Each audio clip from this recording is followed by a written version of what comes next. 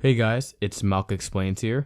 Welcome to part 2 of my Oscars overhaul series. For my last video, I ranked the top 10 best scores of 2025, and today I'll be ranking my top 10 movies of the year. I'll start off with 2 honorable mentions, only because I saw 43 of the movies that were released in 2025, which is a lot of movies, so doing a top 10 was a bit hard. So I'm going to do 2 honorable mentions to make things a little easier and to cover some of the things that barely missed the list and we're very, very close outside of the top 10. So honorable mention number 2 is Avatar Fire and Ash, and directed by James Cameron. One of my most anticipated movies of the year because I really loved Way of Water, and I do think it fell short of the expectations that Way of Water set, especially I watched Way of Water like a day before and I went straight into this one, and they're definitely not at the same level in terms of writing, but in terms of visuals, this is a step up even. I think whereas Way of Water, you get these really beautiful cinematic shots, this is more so the action sequences. These insane visuals, it's kind of shot like a video game, in a good way for me, and it feels like an immersive ride. It kind of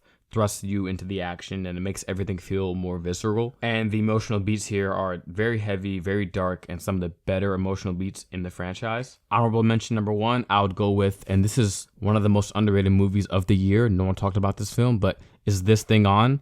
Directed by Bradley Cooper, starring Will Arnett. The film is basically about this, middle-aged man who kind of is suffering from a depression, and that kind of a midlife crisis, and he kind of gets into comedy, and he uses comedy to work out his issues in his personal life, and it's just so well written, and it just makes you care about the depressed 50-year-old that you shouldn't care about, but it just forces you to, because it's just so intimate and personal and witty and relatable, and it's just hilarious. Like, it doesn't forget to be a comedy first, even though it does deal with some very heavy feelings and moments. And Will Arnett and Laura Dern just give so much depth to their characters. It's like insane. Okay, so kicking off the top 10. At number 10, I've got Frankenstein, directed by, of course, Guillermo del Toro. And yeah, this movie was really, really good. I mean, I'm sure everyone feels the same way. The set design was the first thing that really caught my attention. It's just insane. Some of the shots are insane. And I loved the original Frankenstein book, and it actually made some changes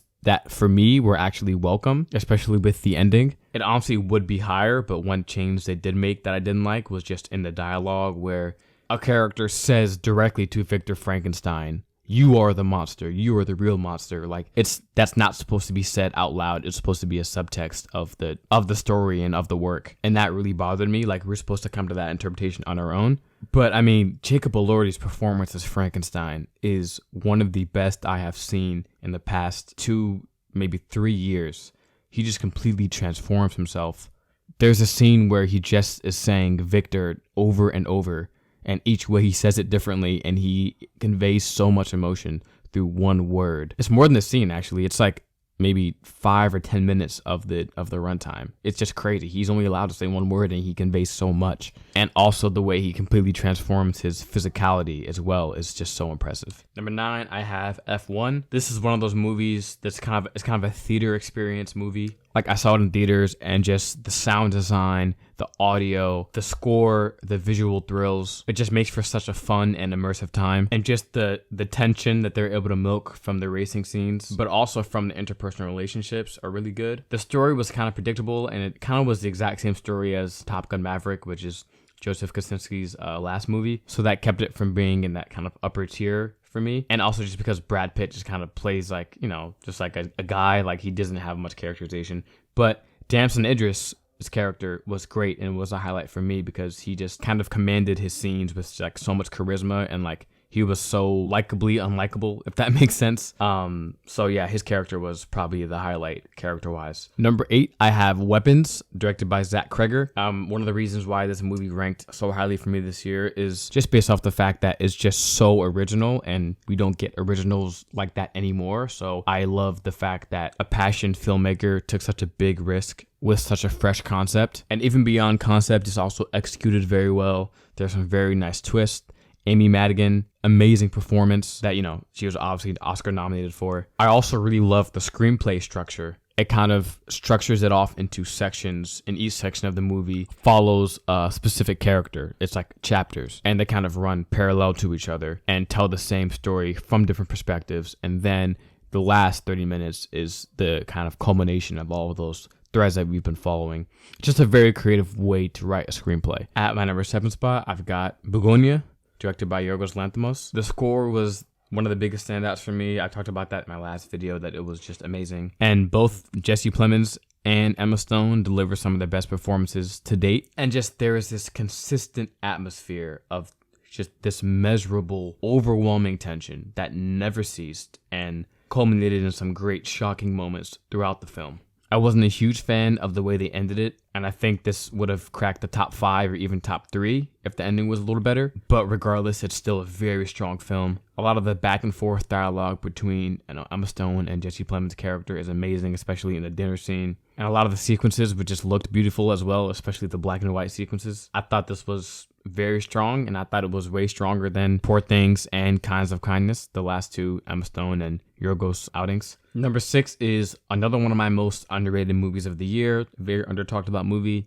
Eternity, directed by David Frayne. And I do not like romantic movies. I thought this, I don't know if it's gonna be like a rom-com drama, whatever, and I hate those movies. My girlfriend wanted to see it and I was ready to hate on it, but this movie is so good for no reason. It's hilarious, especially Miles Teller and Divine Randolph's characters had me cracking up the entire time, like holding my stomach level of laughter. And it wasn't full romantic comedy, really. It was really just kind of this meta existential comedy, which I didn't realize going into it, and that I enjoyed a lot because I typically enjoyed those types of comedies. And basically it's about this old woman who dies, and her husband dies a week later, and she has to choose whether to go to heaven with her current husband or the first guy that she was married to, who died young. And yeah, it's kind of a dark comedy because it deals with like death, and it mines so many jokes from that. It's existential. It's got some really good and grounded emotional moments as well. And yeah, I just very thoroughly enjoyed the movie, and I really didn't expect to. So yeah.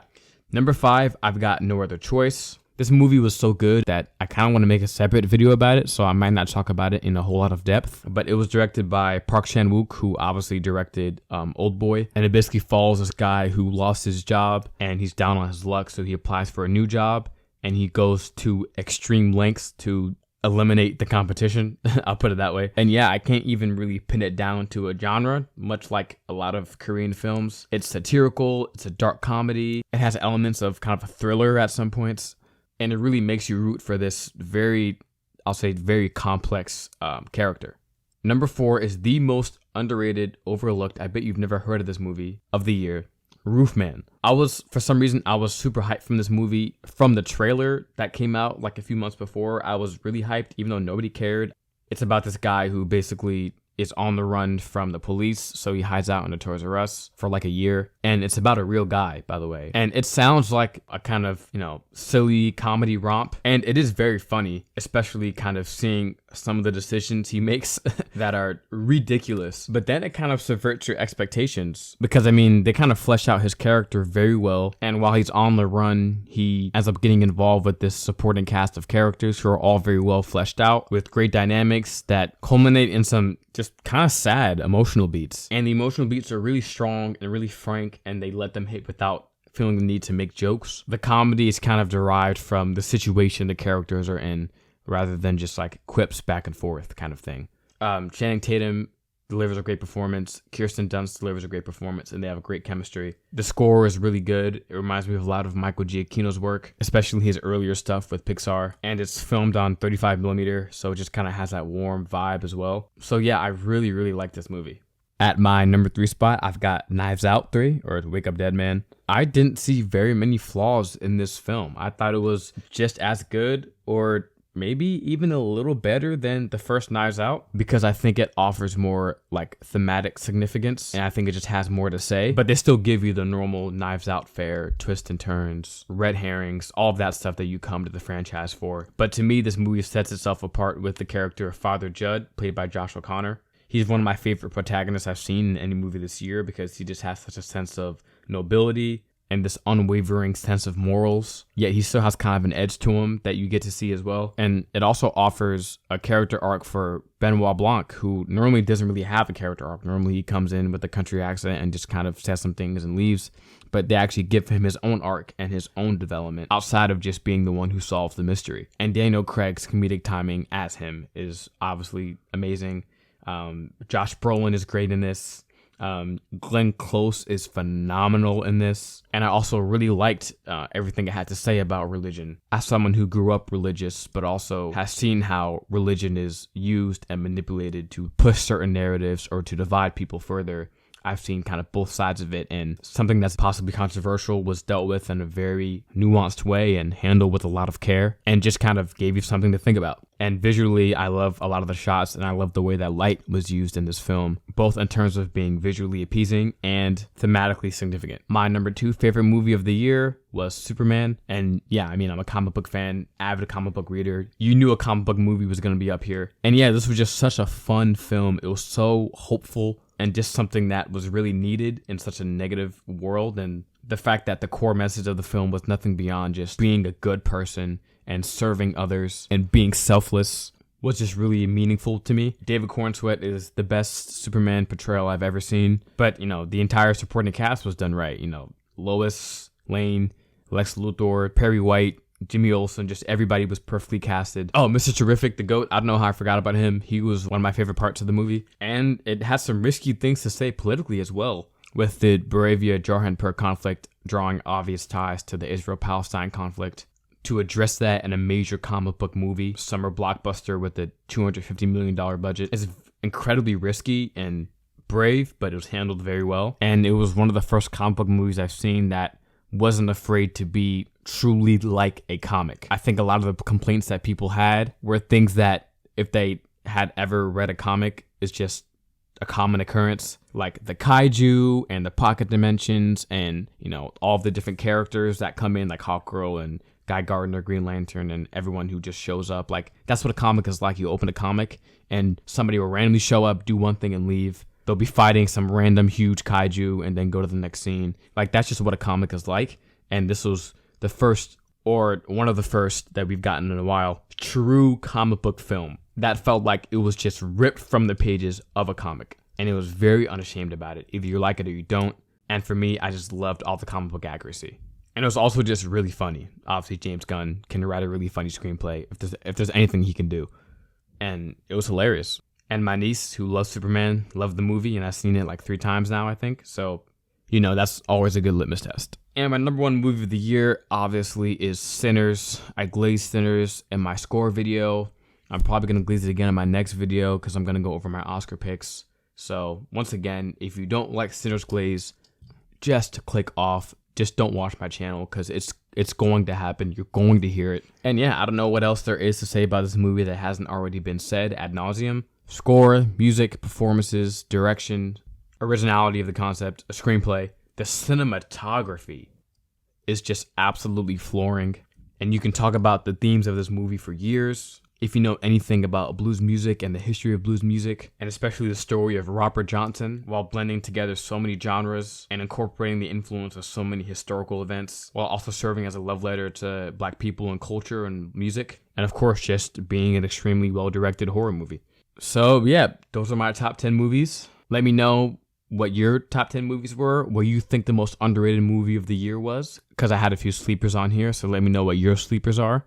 Give me recommendations, things I could watch, whatever's on your mind, and make sure you like and subscribe for more Oscars content over the course of this next week, as well as just more film content, more music content, comic stuff, and just pop culture commentary in general. So you guys have a great day, and I'll see you guys next time.